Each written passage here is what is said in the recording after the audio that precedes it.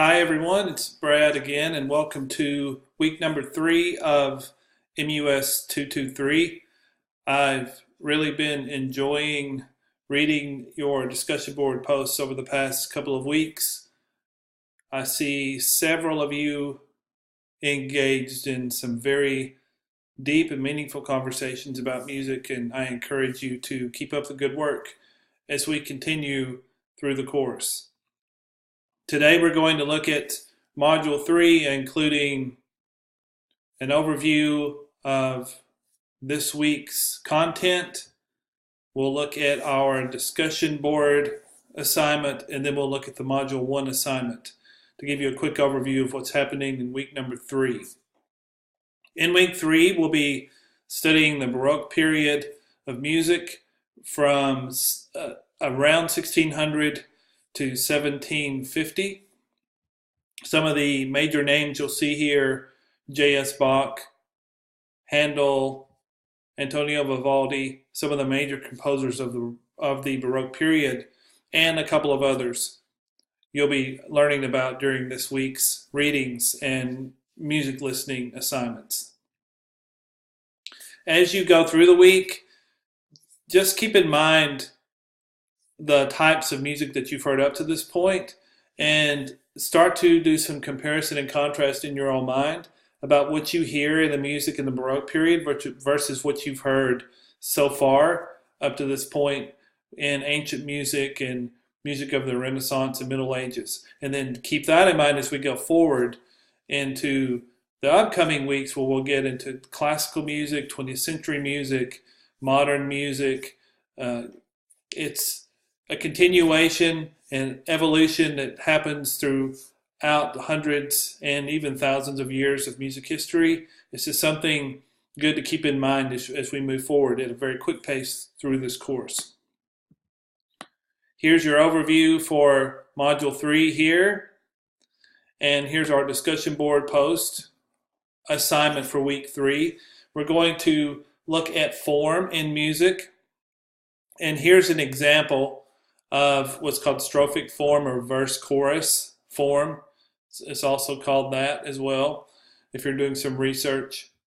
Jingle Bells is a song that should be familiar to all of us, that has verses and then a chorus. So you're familiar with the strophic form or verse-chorus form. Many popular songs throughout history have been written in this form. It's a very commonly used form. And if you want to stick to strophic form when you're choosing your music, that's completely fine. If you want to go outside strophic form and look at a different type of form, just make sure you do your research on that and that you document it in your discussion board post. And along with this assignment, we're also going to consider this section of music called a bridge that usually occurs in popular music after the second verse. And it's an instrumental section. Typically, it's an instrumental section, not always. And then it's usually followed by a third verse or a return to the chorus. So your assignment for this week is to find a piece of music, and popular music is fine, and most students do use popular music. And using YouTube and the timer in YouTube, this is very important. Tell us where each verse, chorus, and bridge begins. Discuss how well the bridge works and why you think it's included in popular music but not during Baroque music. And you're going to see this week and hear that Baroque music is using this strophic form, but it does not include a bridge, and there's a reason for that. I want you to point out the reason why bridges were not included in Baroque music in your post this week. And let me go back to this point here because it's very important. When you're choosing your song from YouTube, first of all, post your YouTube video. As I said last week, if you don't know how to embed a video, follow the video that I posted last week, and we'll give you instructions on how to do that. I've noticed a couple of people are posting links to YouTube videos. It's much easier for everyone if you just embed it in the page or on the discussion board post page. As you provide your analysis of where the verses, chorus, and bridge happen in the song, give us timestamps. So for instance, from 0 seconds to 30 seconds is verse 1. From 31 seconds to 51 seconds is the chorus, and so on and so forth. Make sure you do that in your post this week. Some people did that in last week's post. Some people did not. This is part of the assignment, and it will be part of the grade because it is an expectation of the assignment. Make sure you give us timestamps in your description. And this is important also here. In responding to your peers, reflect upon how form is important to music and why strophic form is still a popular form today. I'll look for that in your post as you respond to your classmates. And as a reminder, make sure you're responding to at least 2 people per week. That is also part of the discussion board grades for each week. And now let's move on to the last big piece of work that you have this week is the final project milestone 2, musical interpretation. Last week you gave us a reasoning for why you chose the piece of music you chose. You posted that on the discussion board, and that's your initial entry into the assignment. Now you're going to actually start writing and interpreting this piece of music that you chose. Let's take a look at our rubric for milestone 2. And here are the elements that will be used when this assignment is graded. Musical interpretation, musical elements of composition. You're going to tell us about how musical elements are used in this composition. And you can see here, dynamics, rhythm, tempo, form, etc. Those are all the elements we learned about in week 1. How does the composer use those in this work? Musical interpretation, how musical elements are employed to create impressions. How does the composer use the elements to create pictures or impressions in the music? So up here, you're identifying the elements. Down here, you're telling us how the composer used the elements to create impressions in the music.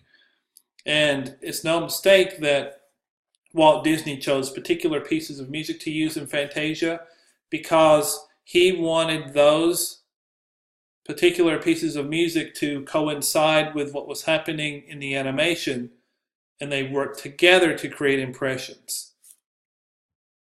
We want to see in your description how those elements were used to create impressions. Personal interpretation.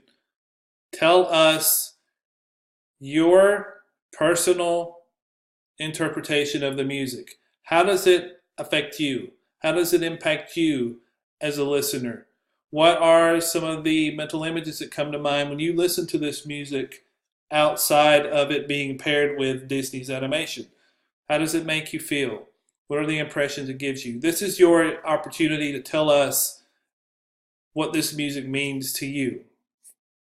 And then the last part, let me go back to 100% here so you can see that.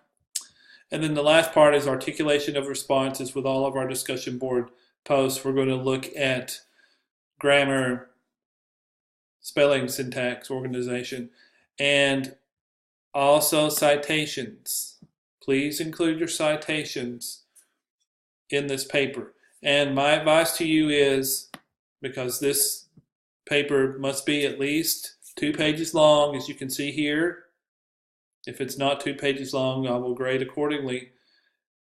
Please submit this assignment and the upcoming milestones in Microsoft Word. If you don't have availability for Microsoft Word, we can work with that. Use another word processing program if you have it. It's much easier for me to grade it if it's in Microsoft Word. It's much easier for you to format it correctly if it's in Microsoft Word. It's much easier for you to put the references in APA format, which is a requirement or an expectation of this assignment.